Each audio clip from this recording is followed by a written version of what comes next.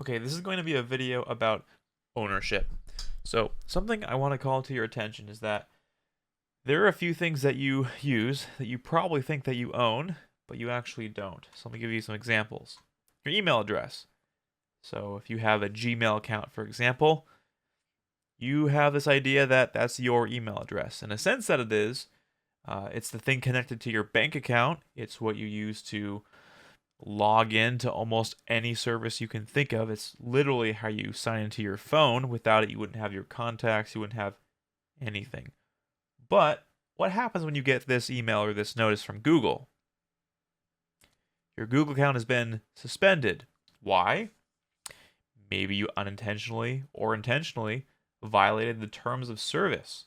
Maybe they woke up on the wrong side of the bed. Maybe your account was deleted by mistake, which happens. So my question to you is, if this were to happen to your email account right now, you could be using Apple Mail or Outlook even. Doesn't matter. What would happen? Would you have trouble getting into things like your bank account when you have a two-factor email? Or if you need to confirm or respond to someone um, that's very important, it could be have legal ramifications. What would happen to you? Think about that. What I would recommend is actually buying your own domain name. So your own name .com, .net, .org, .co, really whatever. The point is having your own domain name. The reason why is because at that point, you are platform agnostic. You're not tied to one email service in particular.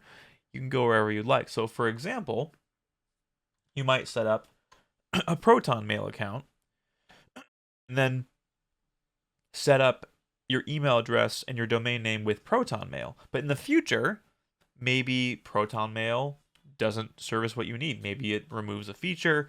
Maybe it suspends your account. It pulls a Gmail? Well, your email address doesn't change. You just move to another provider like Zoho Mail or something else. You don't have to update every single account you've ever made with your new email address because it's the same one. It's tied to your domain name. You're just moving from one provider to the other. This is an important characteristic that we'll observe a bit later. So another example of something you don't own is your media. This is pretty widely documented and understood by now. When you use streaming services to listen to your music, to watch movies or shows, or play games, you don't actually own it. If you look at that end user license agreement, you're borrowing it. So here's some examples of services that have removed content, not even as like freely streamed content on the platform where you get access, but actually individual shows and pieces of media that users have purchased individually that has been removed. So an example of that is a show called Final Space, created by Olin Rogers. For a tax write-off, or basically for undisclosed reasons, Amazon completely removed Final Space. So anybody that purchased Final Space through Prime Video, it was removed unceremoniously.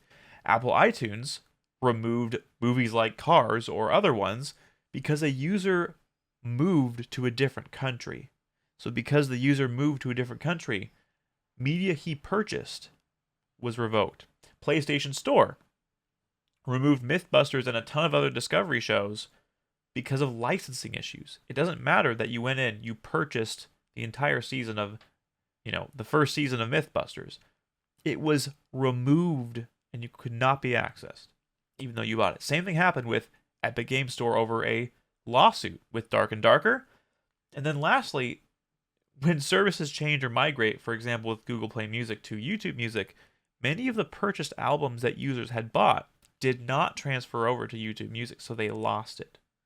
These are all examples of why you should be saving things locally. Another example is your cloud storage provider. Very similar concept to the email concept and to the media concept. So if you have files stored in iCloud or Google Drive or what have you, those are not really owned by you either. If your account gets terminated or if there's an issue, that stuff's gone. So what do you do instead? Local backups. This also applies to your media. So if you're content with not really owning the things that you're consuming, that's one thing. Keep using the streaming services, that's fine. But if you care about ownership and you want to actually hold on to the things that you purchase and that you believe that you own, local backups are imperative.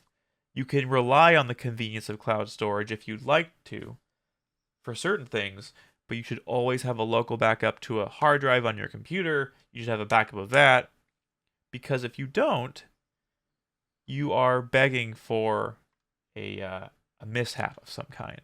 Another example, and the one that I'll probably leave with, is your website. If you're using a provider like Wix or Squarespace or WordPress.com, you might think that you own your website, but you actually don't. This happens with a lot of subscription models for web platforms as well. So what you ought to do is use a provider.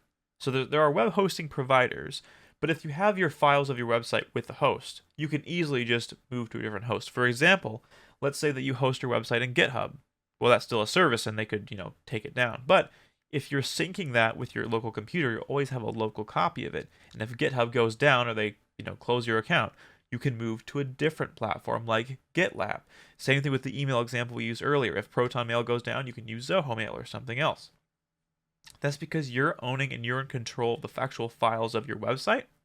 If you deploy with Netlify, and Netlify goes down or they change a feature you don't like or they boot you out for whatever reason, you can switch to Vercel or another provider. So having control and owning the things that are yours is really the only way forward. So you're not at the whim of a platform to decide they don't like you anymore and they're going to revoke everything that you thought that you had, even paying customers. This is not just free based on free services. If you pay, this can still happen. Businesses can go bankrupt. They can go out of business, right? So the takeaway here is be as platform agnostic as possible. Why do you want to be platform agnostic? Because of platform decisions that you have no control over that can change. Because of licensing issues that you have no control over. Because of bans or suspensions, accidental or intentional, you avoid all of these things. So take action. The first thing you should do, buy and own your own domain name. I cannot emphasize this enough. In general, it's an appreciating asset in terms of the value that you're going to get. 100 years from now, it's hard to say how many of these services will still be around, but domain names have a higher chance at least of being around. Have local copies of your media. Do not rely on these providers solely. You can rely on them partially, but over time, they aren't going to be around anymore. You always want to back up your files locally, and you want backups of those backups. Extremely important to own your own data and have it locally. And lastly, do not tie yourself to a proprietary platform or ecosystem. Apple users have particularly tough time with this one. Or even if you're reliant on the Adobe suite, for example. Do your best to pick open source alternatives or find a way that you can easily migrate from one platform to another. Okay, all that to be said, I hope that you understand the value of ownership, and hopefully there are some practical steps here that you can follow to help make that happen. Thank you very much. I'll catch you on the next one.